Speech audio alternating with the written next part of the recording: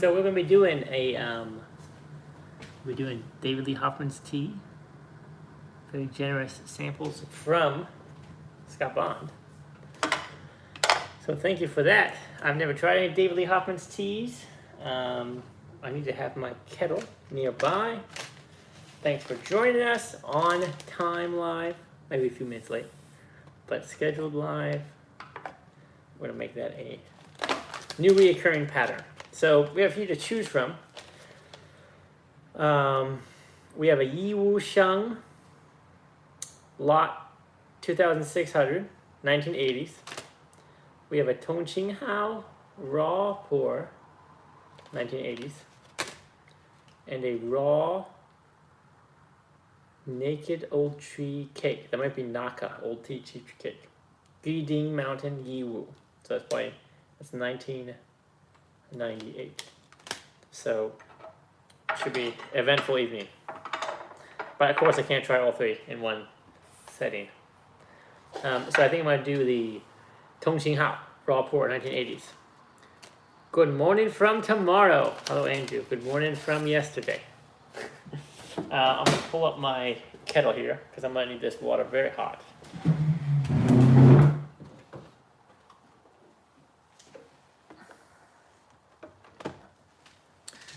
And yeah, this will be fun. My Young Jade cake is coming tomorrow, so that'll be ready for the next live. Let me know, do you think I should do my very first tasting of that tea on the next live? Or would it be better if I tried that tea before and then tried it a second time on the live? Let me know. Oh.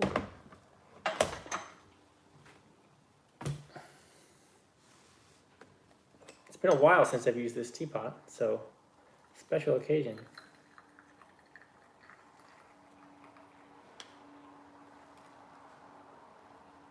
So that older age tea is very important to always use a teapot when possible.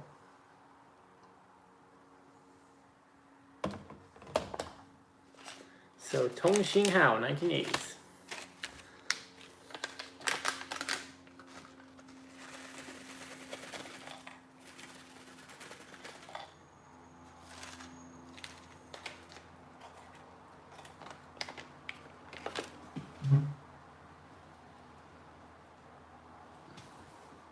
Jared, how you doing? 1990s Red Mark from Essence of Tea.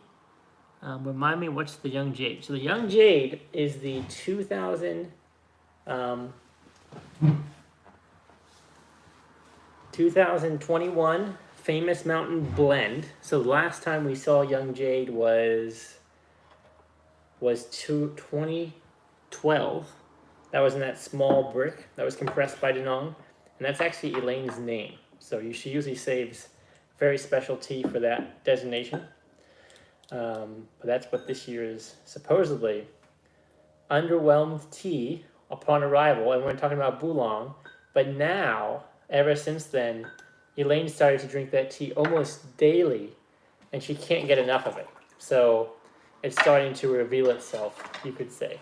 So that is the Famous Mountain Blend that was available. Only able to buy Young Jade if you did a pre-order set, and you were able to add it on if you did a whole pre-order set. So that was very interesting. You couldn't really buy it separately. Probably because of limited quantities. Obviously, China's probably wanting to buy a lot of that. So I'm just going to make sure that this old tea, however it was stored, it's just broken up enough.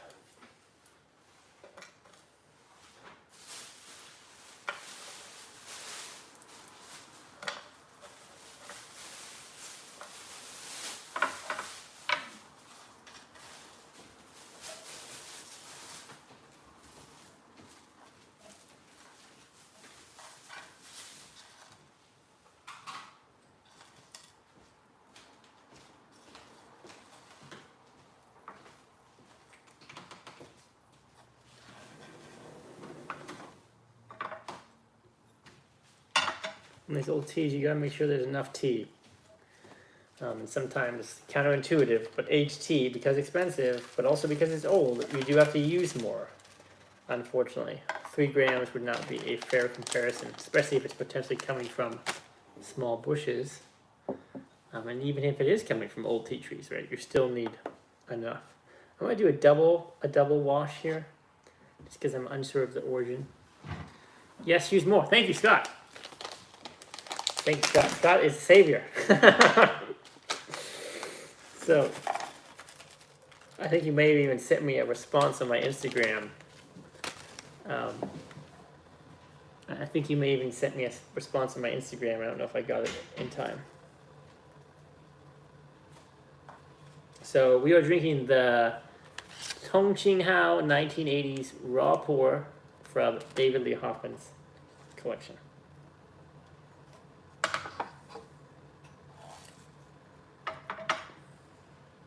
It's probably 5 or 6 grams.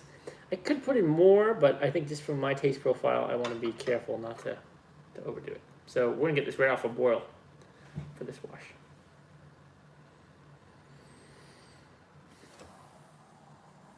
First time Jeffrey's making David Lee Hoffman tea. Can you believe?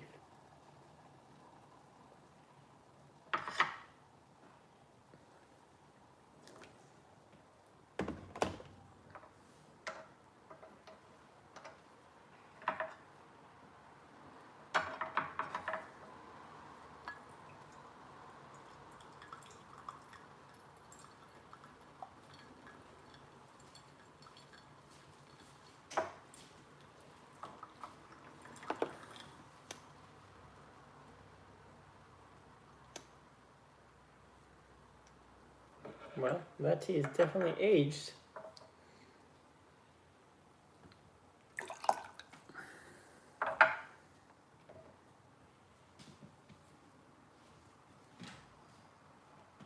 Nice deep orange color there. I met David Lee Hoffman at Rocky Mountain Tea Festival 15 years ago. Please do tell more, Andrew. So this is the wash. And not bad. It's not super I mean, we gotta hold everything with a grain of salt. This is pretty decent.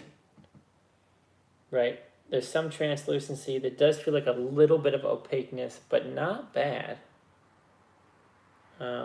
Sediment sinking. Right? We're definitely dealing with old tea here.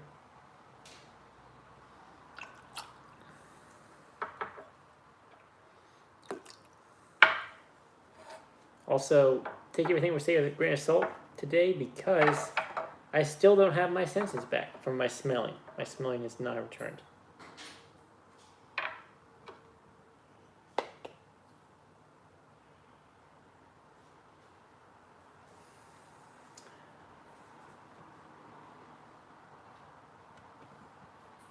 Hey, babe. Can you come here for a second?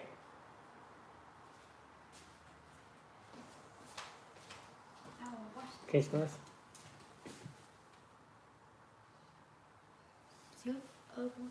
Herbal.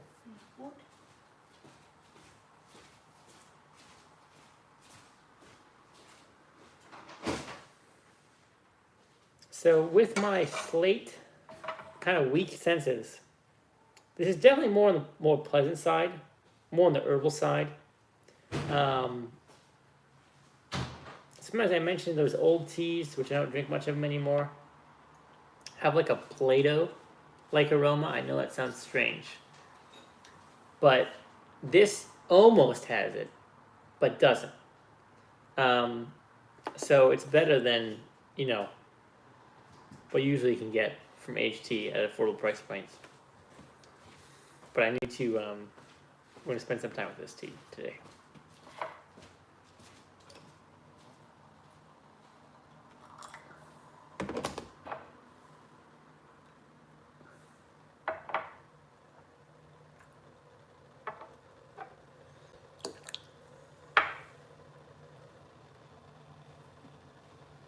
I wonder if this is one of his original teas he's had, or not. Be interesting how long this tea was stored. So many questions. So I'm gonna do see with the first infusion. We did that wash, but I'm gonna do the same thing I did with Fung Fragrance and overflow that wash. Right? I'm just really unsure of the storage environment.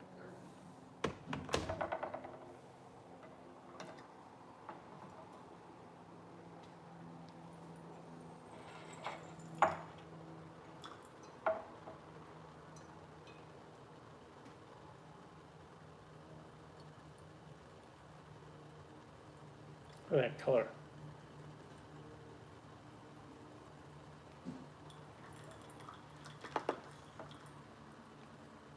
What is this, 40 years now? 41 years? Well, probably a little under 40s because it says 1980s. So definitely older than 30 years.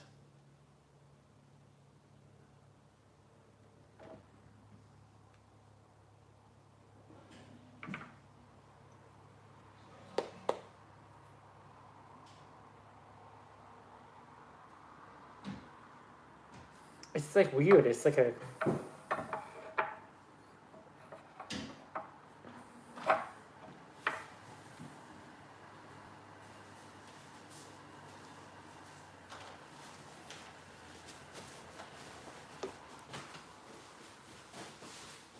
very dark color and quite translucent, right? It's not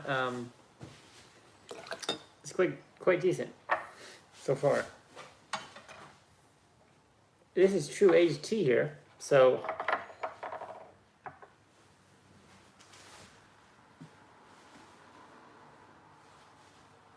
there's a little dust. This could use one more wash, but it's not awful. Yeah.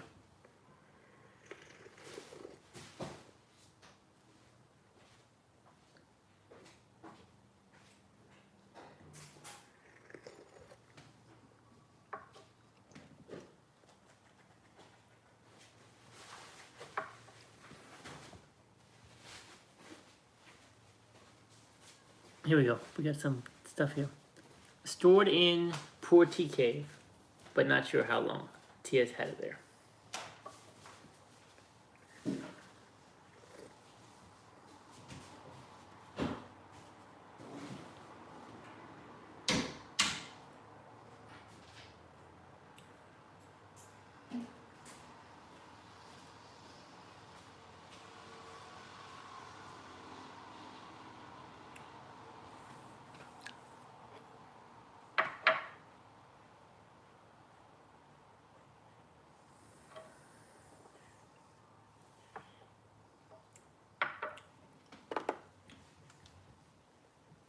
Aged tea, right? And so when we talk about aged tea, we think about aged tea.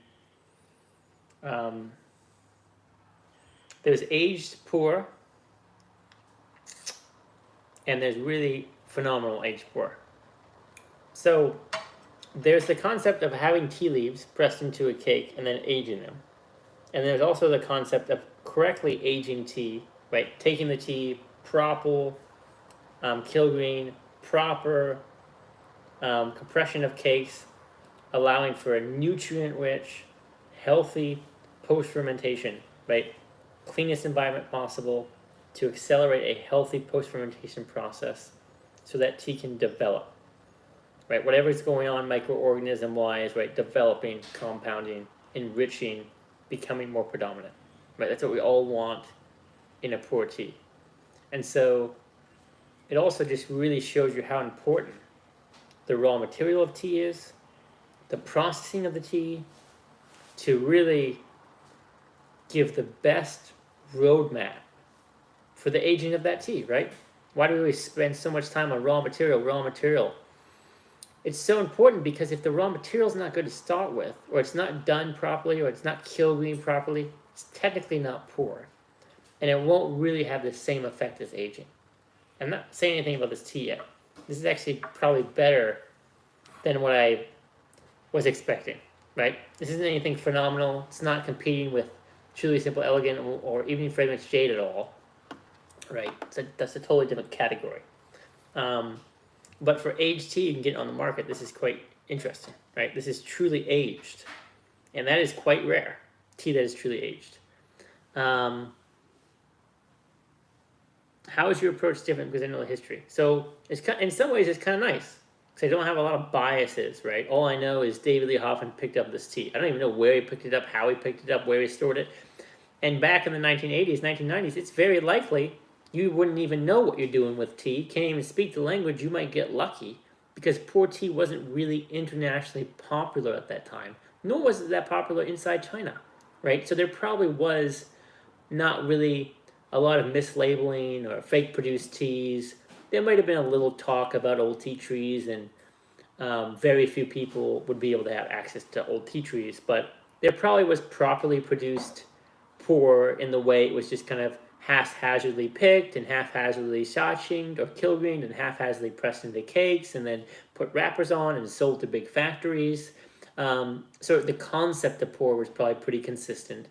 There was no big privatization or people like Vesper Chan or Elaine Lowe trying to get the perfect picking and harvest and cleanliness and processing and kilgreen factories. None of that exists, right? There was no high price for pour back then. And so all you really have is you're hoping you get half decent quality tea from a region that's clean and then pressed, and hopefully they did the kilgreen process and pressed in the cakes in the way that had live active enzymes still alive so it can age, right? Not just mellowing out. And what we can see here in the richness of this color and the changing of the color, right? This is not black, right? This is like a brown, so you know there's definitely aged tea process going on. But I'm definitely more open-minded, right? I'm not trying to judge it too quickly. I'm going to need to do a number of infusions.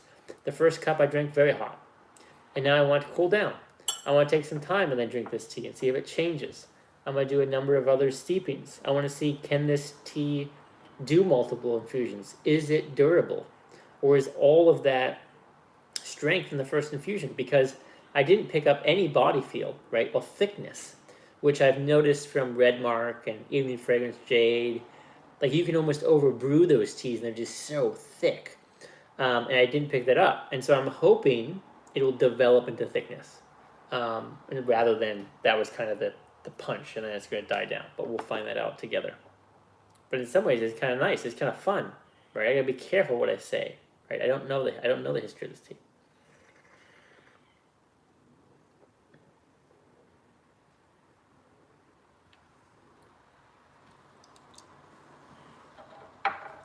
I think this tea could do 2 washes. I do get a little dust, but that's normal. Feng Fragrance has that problem, right? That's to be expected for these older teas. No one had perfectly clean air circulating storage facilities for pour tea. That's a very new thing, right?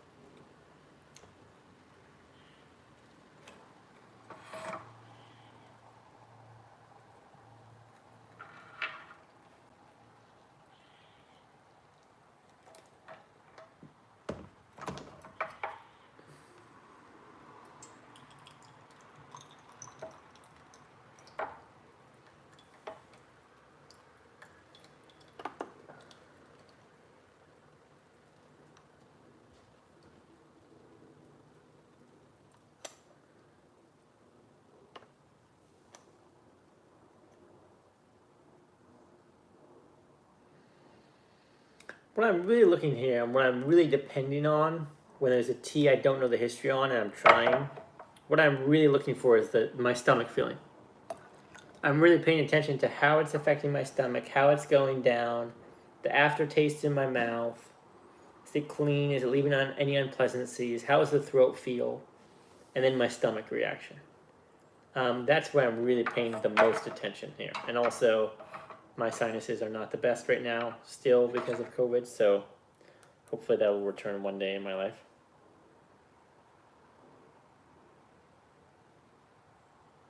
It's weird. This is tea. Like, usually when you get tea that's in the market out there, you get like this strong Play-Doh-y taste. And this is like almost there, but it's not quite there. It's more leaning towards the herbal side, which is a very good sign.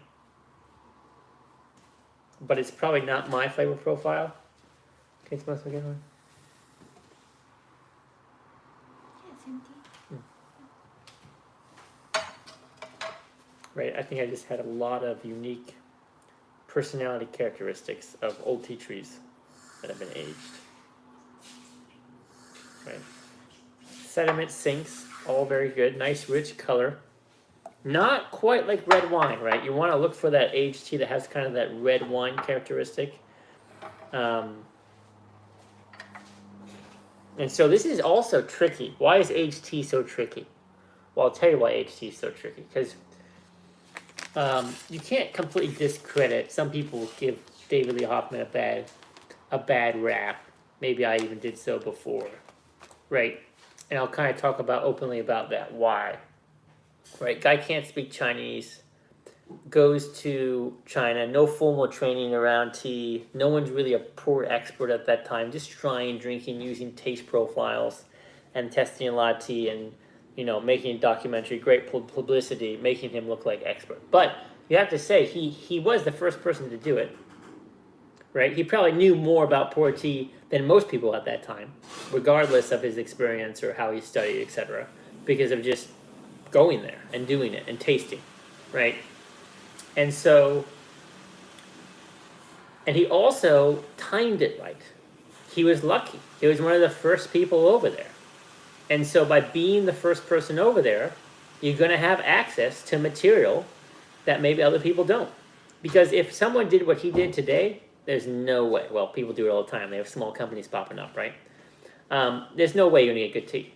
But back then, there is a chance he could get good tea. And so you're in a unique situation here. Because you have these teas. They are old. Undoubtedly, these are old.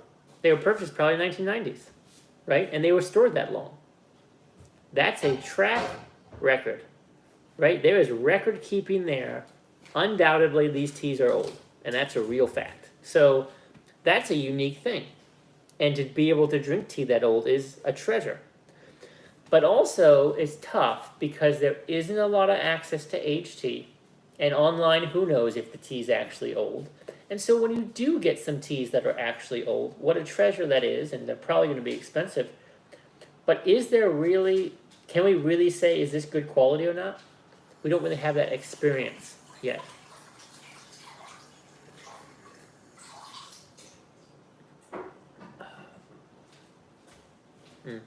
Maybe we gotta take a sip. I want this one everywhere.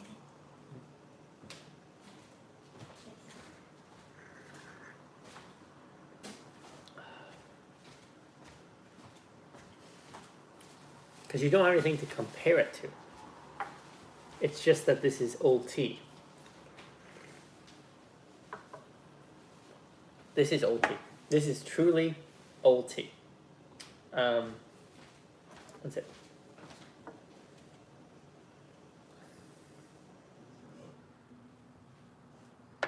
And this is probably better than the cheap old tea you can get online today.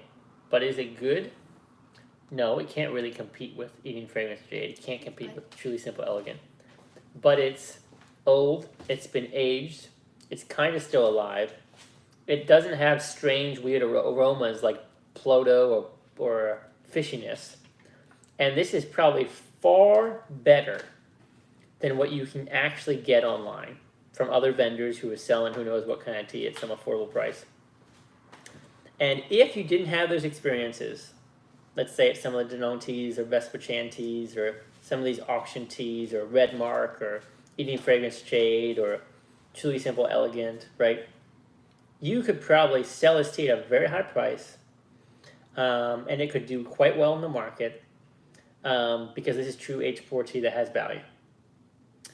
But because I have had that experience with Danone and tried what aged tea can taste like when it's so clean, I'm forever spoiled, right?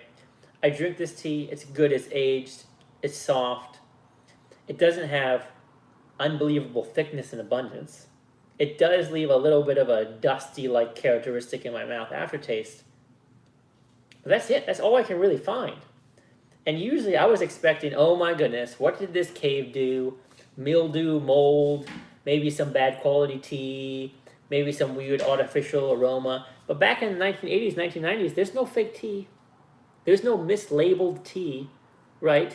Because there's no reason to fake pour because there's so much of it and not many people know about pour tea. They're just drinking it. It's just common or peasant tea. So this is real pour, probably processed in the traditional way, purchased in large quantities, and then aged. And I'm pretty sure he was in California, so there's not going to be a huge mildew wet problem. You're just going to get kind of some earthen-like thing, and maybe that cave trapped some humidity and created its own microclimate to age in with other pour, which I always talk about as a good thing. And he probably didn't have a lot of ripe pour, right? Because he was probably buying a lot of raw. Ripe pour was just kind of getting invented during that time period.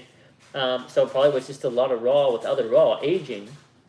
And the tea's probably different. The difficulty is probably people don't understand this tea. I bet you if you didn't wash this tea properly, it would be far more dusty than you expect. I bet you if I played with this tea more, and I double washed it, and then on the first wash I did a little shake, and then I emptied that out, you might be able to remove some of that dust, aroma, and taste, and maybe get a little bit more clean. But this is like small bush tea that has been aged for 30-some years. And it's quite, it surprised me a little bit. Not gonna lie. Thank you, Scott, for sharing this with me. This opens my mind, right? Not a type of tea I would go crazy about, I love, but I need to go back to the reality of the world and pour, and this is quite special, I think, for most people. The fact that you have real aged pour is a huge point to talk about.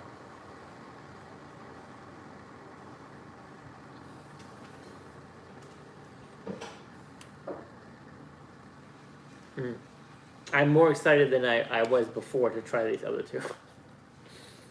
So, my stomach is not as settled as I usually experience after drinking aged pour, like a Danone, right?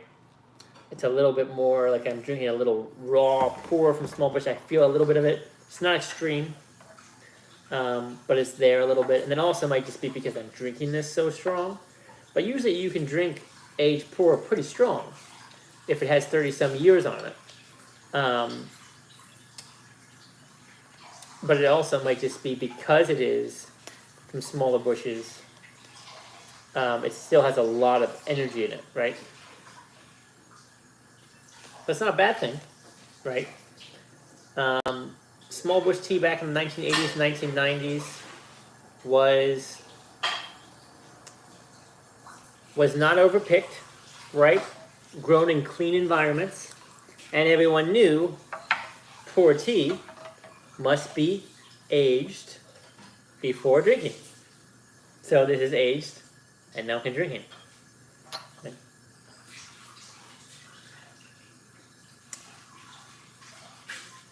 Kudos.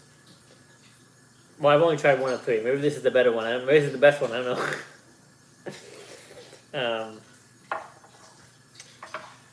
Kudos to you, David Lee Hoffman, for going there at the right time. I still, sorry, because you're patrons, I'm going to be honest. I still don't think David Lee Hoffman understands tea at the level that maybe he should. But I think because of his timing and purchasing and buying tea before 1990s, anyone could buy tea before 1990s and have good tea. It's more difficult if he could actually purchase tea after 2000 and purchase good tea. That would be a real testament to his knowledge and skills, right? And I think that is a harder thing for anyone to do. But once again, what did I say about the definition of a tea master, right? The definition of a tea master isn't having a lot of tea. The definition of a tea master is how much good quality tea does that individual have, right? If you can go to someone and they have just 1 out of 50 teas that are good, but if every one of their teas is old, from a famous region, super good quality, that makes them a tea master, right? The quality of the teas they have in their collection and inventory, that's what a tea master is, right? So in that regard, David Lee Hoffman is far ahead of most people. because of the time he bought the tea, and the inventory he has. But it doesn't mean you may understand tea. Try this one again, but see if your teeth jitter after this. No. No. So, very eye-opening. Be careful what you say. Sometimes Jeffrey talking too soon. But see, I really forgot about the concept of time when I talked about David Lee Hoffman. I just kind of blew him off. But he bought tea before 1990s. So how far ahead he is of most of us, right? Because I always talk about if we lived back then, we'd be so lucky. We would just, if we knew what we knew now, right, we would just buy up tons of tea. But then that's always hindsight, right? You can do that with investing too. Oh, I wish I bought that stock, right? So timing is also very important. Timing is very important. Take home.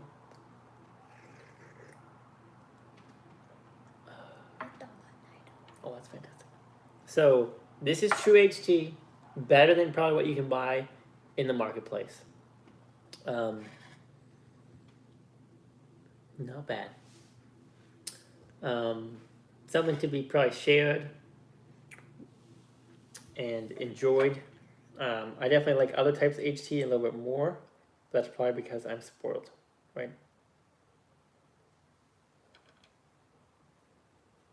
So now, this is the $1 million test. This is where it's going to get a little scary. We got to do it. How many people? 5 people. So one of the things you want to look for an HT. So you want to look for consistency in color.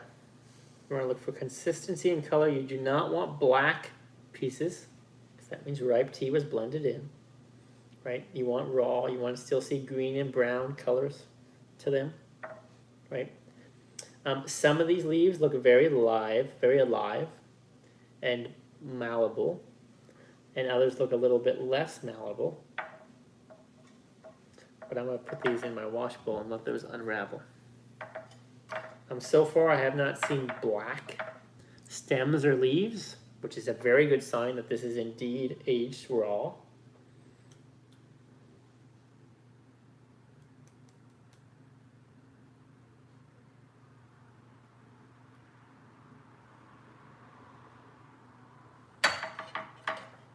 So I want to do one more infusion here.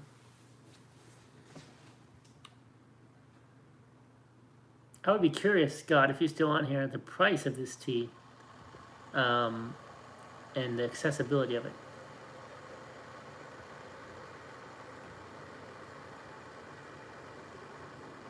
So yeah, a lot of young Americans are drinking young raw.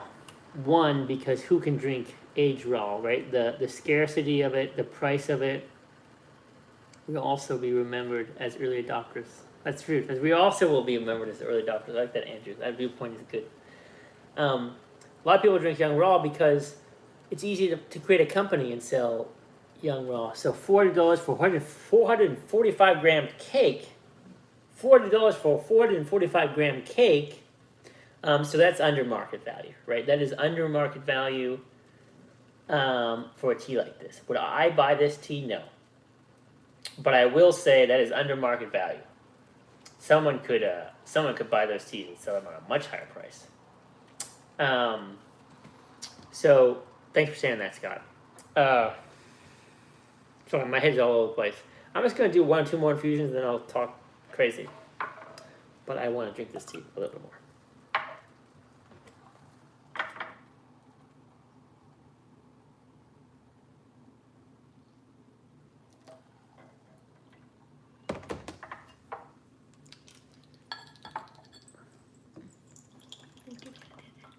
Scott, give me this one. Would you go in there, little cabinet, and get the little wood pick?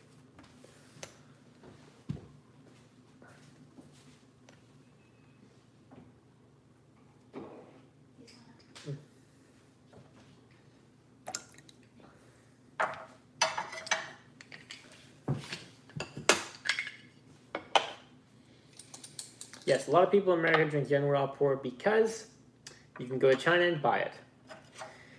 And there's a lot of it, and there's some things you can do to be able to have it accessible and buy it.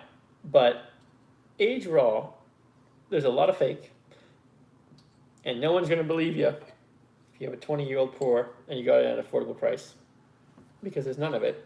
And the two teas that are the most expensive is aged pour and pour tea that's from old tea trees. Those are the most profitable. So everyone wants to get there.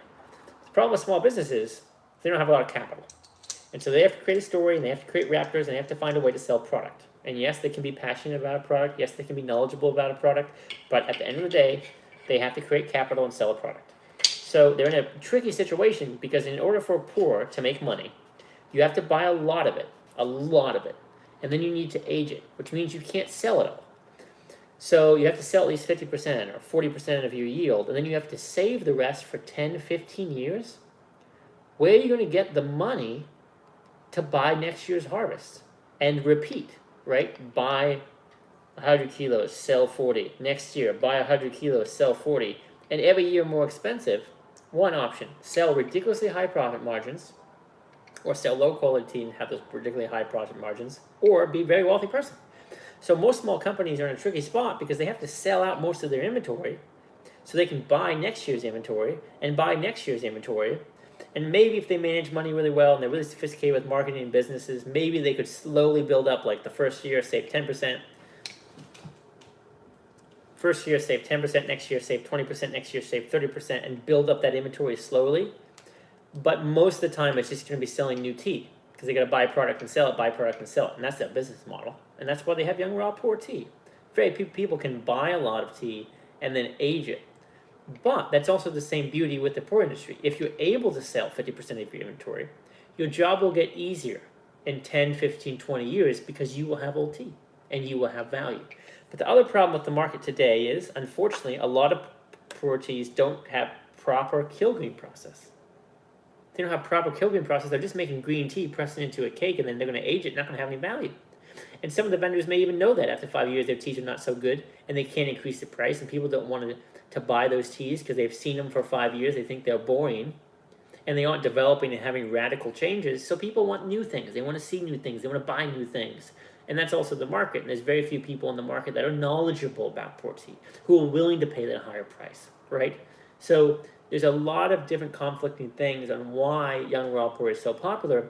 Because, like I said, if you didn't drink a lot of aged pour tea, how would you know if this is worth $7,000, $8,000? There's not enough aged pour on the market to be able to explore and experience all those teas and come to a logical conclusion, let alone drink really high quality tea.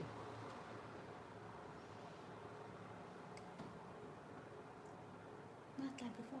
In here is better. Yeah, in here is better. So that's a lot to chew on, a lot to think about. So kind of conclusion with this. This is a small bush tea that's probably processed in the traditional way. Probably not the best way of processing, but probably better than most pour tea you can kind of encounter. Is aged with evening fragrance jade, truly simple, elegant, red mark. You smell the aroma in the picture, you falling on the floor. Oh my goodness, so amazing. Perfume, strong herbal, ginseng, right?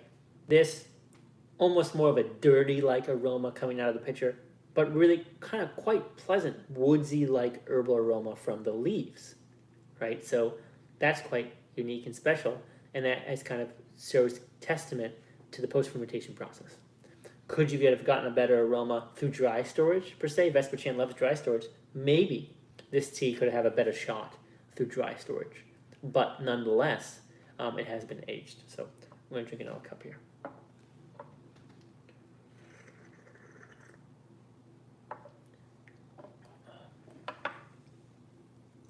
It just feels a little dry here. Are you picking that up too, Ben? On the tongue?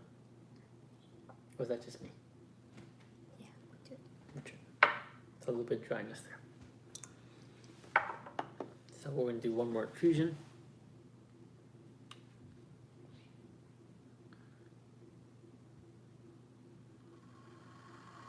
$400, not $40.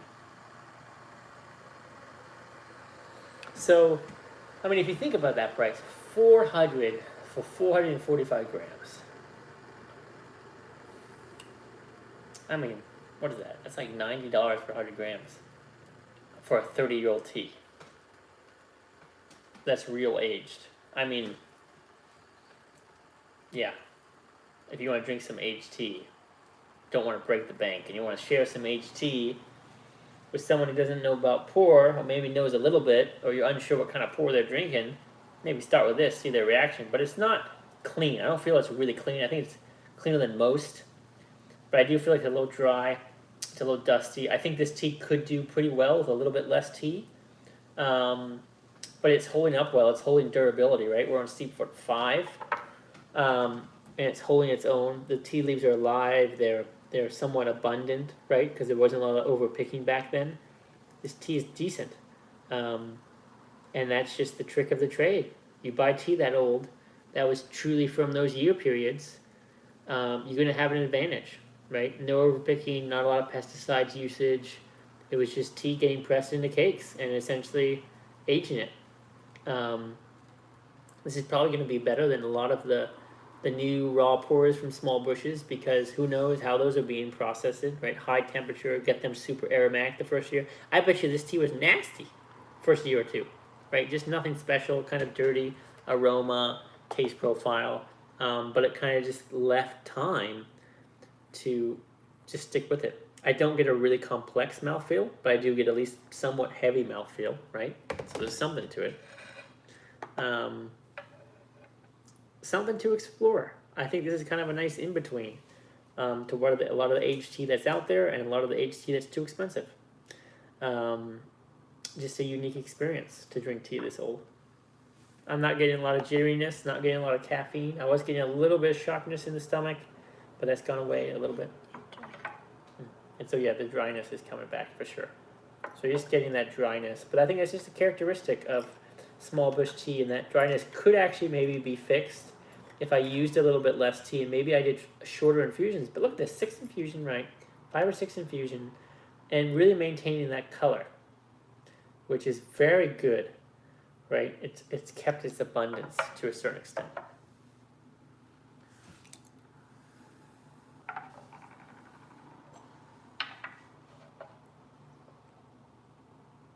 Yeah, but there's no black leaves, right? So it's not a mix of ripe and raw, which is what most aged tea is at that price on the market from the 1980s. $400 or $500 is going to be a mix of ripe and raw, and they're going to have black leaves with brown leaves, and this is no black leaves, right? It's a very good sign. It just means that it is truly aged raw, right? I mean, there's definitely some kind of blend in here. Just when I say that, I see something weird. Like this leaf is concerning, right? This is very dark. This is not black, but this is very dark. And it's more frail than the other leaves. And that makes me wonder if this was kind of a semi-fermentation with raw and then blended together, which, you know, that could happen. Or maybe this was dried leaves. Maybe, see what history helps with.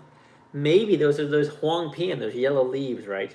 Those old stale leaves at the bottom of the tree. Because 1980s, 1990s, they don't care what leaves they're picking off the tree, right? They're just putting everything in there, putting them in a cake. There's no consistency of cakes. Like these 2,000 cakes were from this area, right? That's how tea was looked at back then. And so it could have just been vastly different grades of leaf all combined together. But this isn't black, so that's a very good sign. But it is significantly darker than the other leaves. And it could just be those old leaves had more proteins, and they fermented faster, or they're really kind of stale or dry. So there could be some leaves that were very dry and others that were very good. If this tea cake was just made up of these really malleable, soft, alive-looking brown leaves, I bet you it'd be something special. And that's probably what's making this tea seem decent, is because of this great leaf. But these other ones are kind of just frail and wrinkly and dry, and right, that's not ideal, right? So,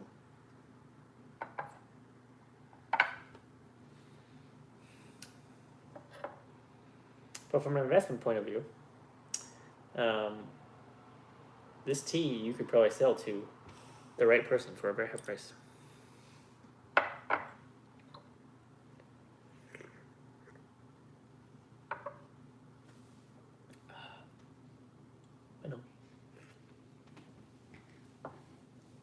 kid that give it the kitty.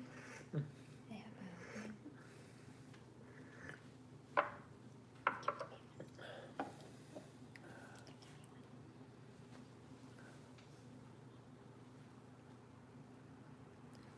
Not jittery, not Jack. Here we go.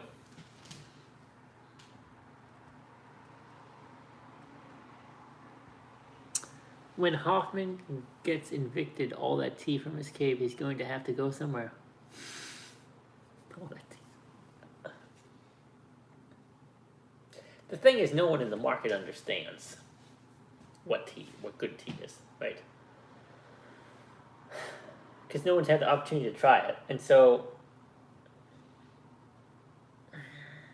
I mean, I probably could say this is probably better than what's available online for HT. This tea here. But I wouldn't buy it. I think it's too risky for me. Yes, it's better.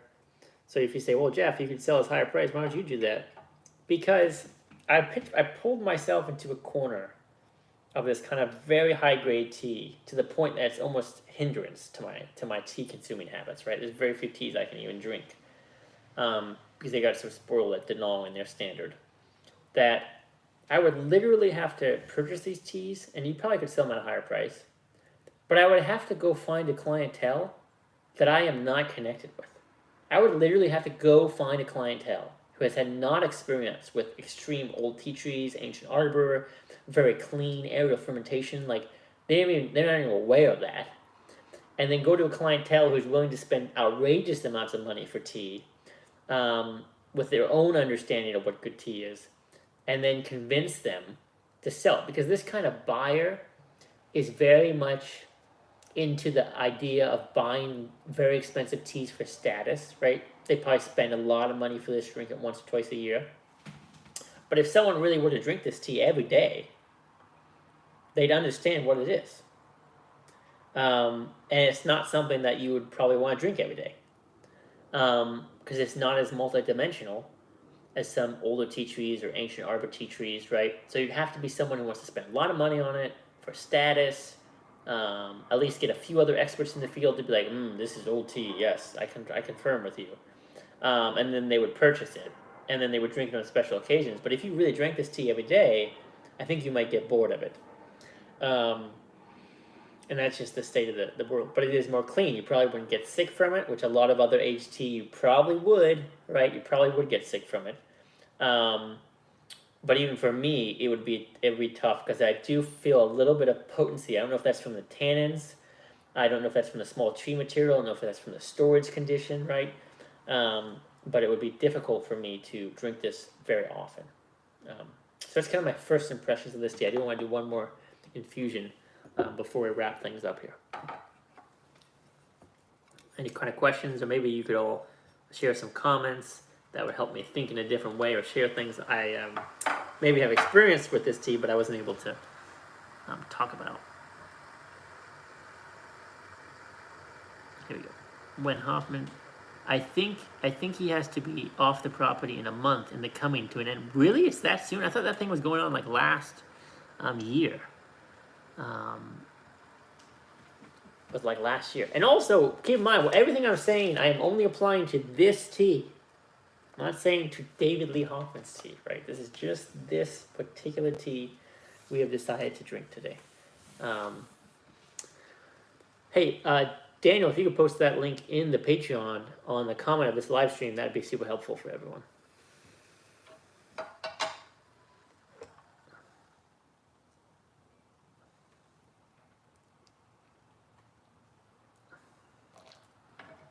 Isn't that funny? If he was in China, there'd be some Chinese person willing to pay probably 5 times what he's selling this tea at for.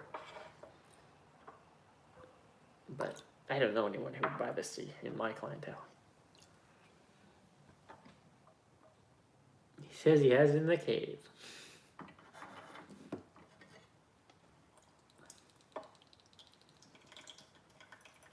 Oh, look at that. I think the tea is coming to it. It's falling off now. But that's okay. I mean, this is aged tea, so small bush tea can only do so much. But I may actually, maybe this will mellow out and get sweet. What we want to look for is this to mellow out and get sweet.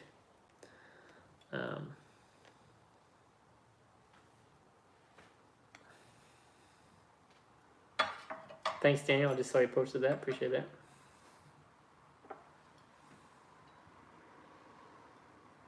This is more the unique color we're looking for now.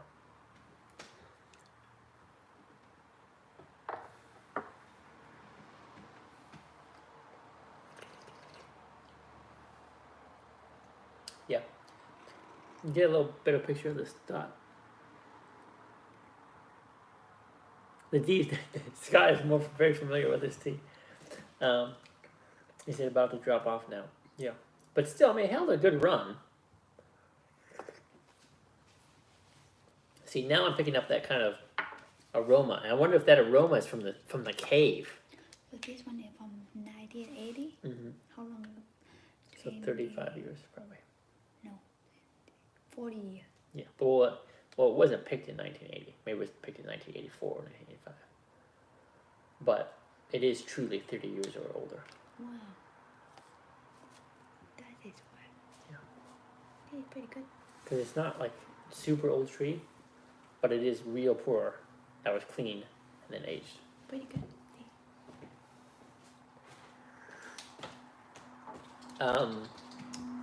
Well worth the try of this tea. I will say that. Well worth the try.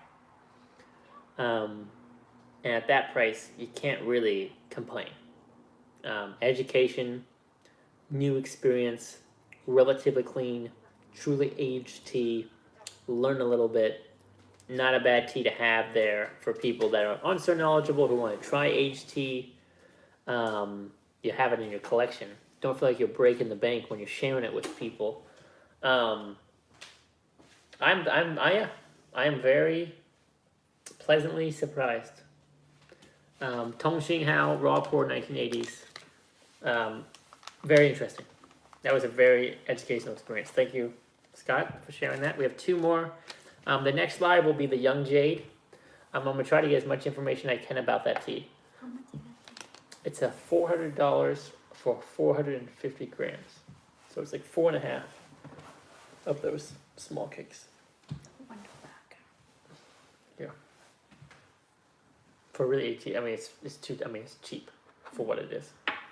But who are you gonna sell it to if you sell it for more? But it is cheap for what it is. But it's pretty good. Yeah. So that's David Hoffman's tea. So Tongxing Hao, good job for that price point. Did better than most people.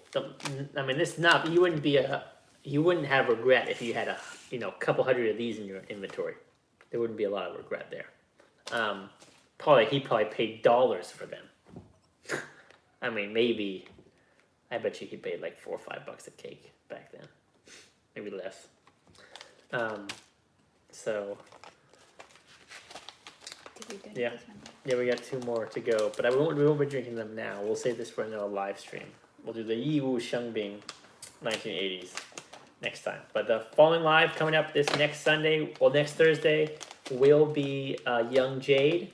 I'll have that in the mail tomorrow. I think I will drink it first, have a first initial impressions, and then when I'm on the live, I'll be able to have two experiences, one more serious, one more casual with the live, to give a little bit better impression of that tea and my thoughts. I also want to give it time to kind of rest here before I go live with that tea, so that'll be exciting. Let me know in the Patreon, if you guys are drinking these new teas, you have a new tea, just don't be afraid to just comment and talk about the tea, and that will start a thread on the Patreon, so people can share the teas they're drinking, their first initial impressions of the tea. I think that would be fun for people to explore.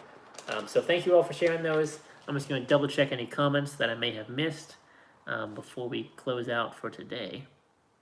So David got lucky with this one. Mid-quality tea. We'll do 25,000 kgs of tea. My goodness. Well, if you're going to get something, so far this Tongxing Hao is not a bad one to get. One of HTs. I think we got everything. Thank you all for joining us. Thank you for your support. Thank you, Scott, for sending these in. Very great experience to share with everyone. And then we'll be diving into more tea in a week or two. Take care, you all. I'm Mom Tabo. Have a wonderful day.